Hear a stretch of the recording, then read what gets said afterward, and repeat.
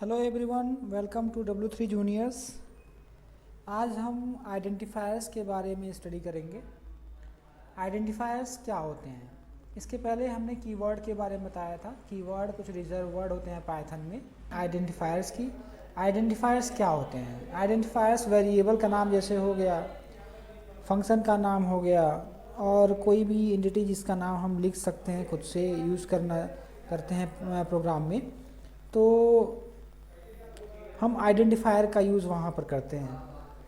Identifier को हम अपनी तरफ से यानी कि खुद से लिख सकते हैं, खुद से चूज़ कर सकते हैं कि क्या वेरिएबल का नाम होना चाहिए, फंक्शन का क्या नाम होना चाहिए। बट कुछ उसके कंडीशन होती हैं, कुछ रूल्स होते हैं।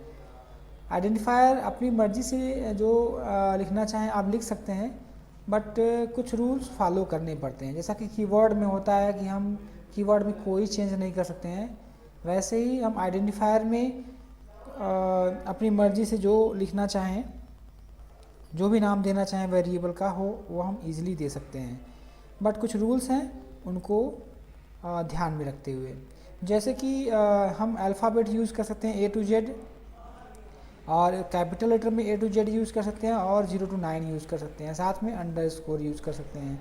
मतलब ये 4 तरह के जो डेटा हैं, इन्हीं का हम इस्तेमाल कर सकते हैं किसी भी आइडेंटिफायर को लिखने के लिए। यानी किसी भी वेरिएबल का अगर नाम लिखना है तो आपको इन्हीं में से लेटर्स का यूज़ करना पड़ेगा आपको, चाहे वो स्मॉल लेटर में हो, चाहे वो कैपिटल लेटर में हो, चाहे 0 to 9 हो, या फिर जो है अंडरस्कोर हो। इसके अतिरिक्त आप कुछ और इस्तेमाल नहीं कर सकते हैं। नेक्स्ट पॉइंट इसका क्या है कि और क्या क्या रूल्स हैं इसके, कि आपको जो आइडेंटिफायर्स लिखने हैं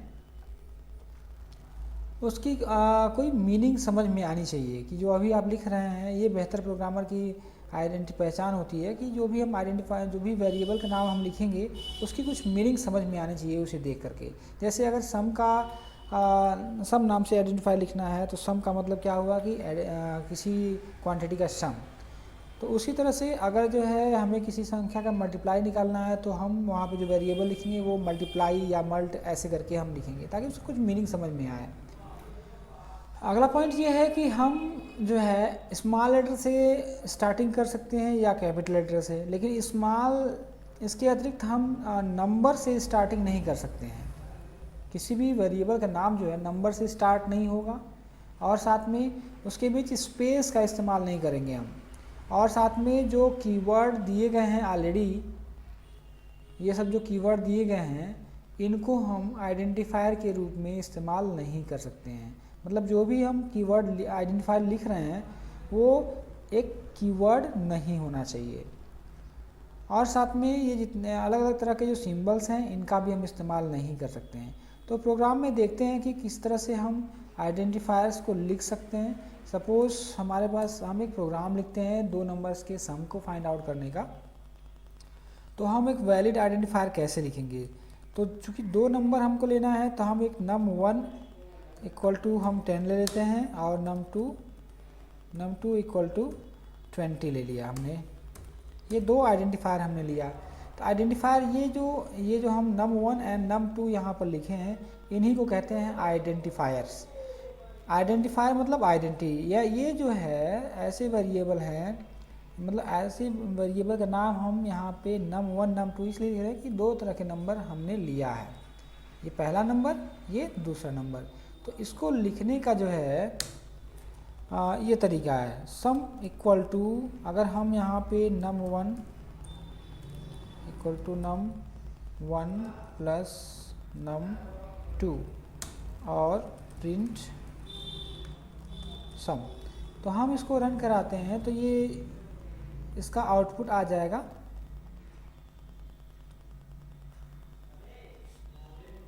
ये आप देखिए यहाँ पे इसका आउटपुट आ चुका है।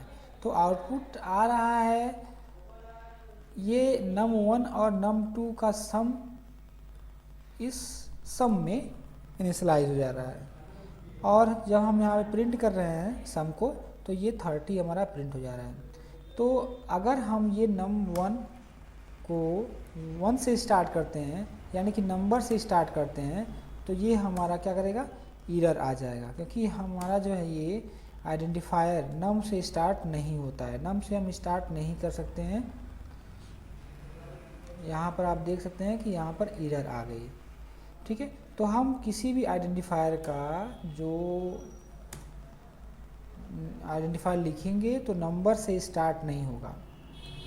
सेकेंड थिंग कि हम इसके बीच में स्पेस नहीं डाल सकते हैं, स्पेस नहीं डाल सकते हैं। इसको भी हम अगर रन कराते हैं तो एरर आएगा।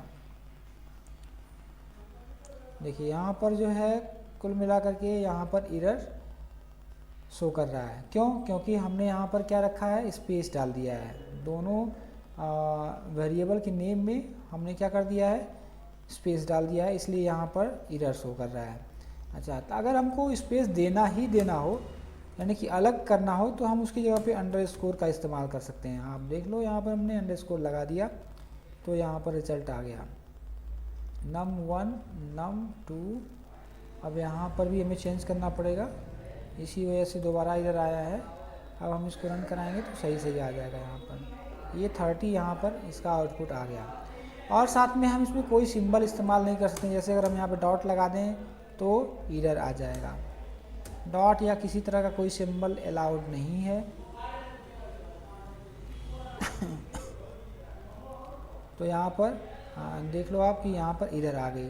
तो हम कोई किसी भी प्रकार का कोई सिंबल इस्तेमाल नहीं कर सकते हैं। जब भी हम किसी प्रोग्राम लिखते वक्त आइडेंटिफायर लिखेंगे तो वहाँ पर हम इन रूल्स को फॉलो करेंगे। अब जैसे यहाँ पर हम डॉलर का इस्तेमाल नहीं कर सकते हैं, जैसे जो भी स्पेशल सिंबल हैं उनका हम इस्तेमाल नहीं कर सकते हैं। इसको रन कराएंगे तो एरर आ जाएगा।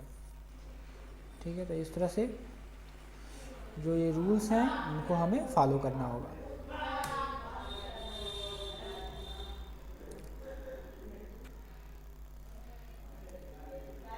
तो ये रहा आइडेंटिफायर।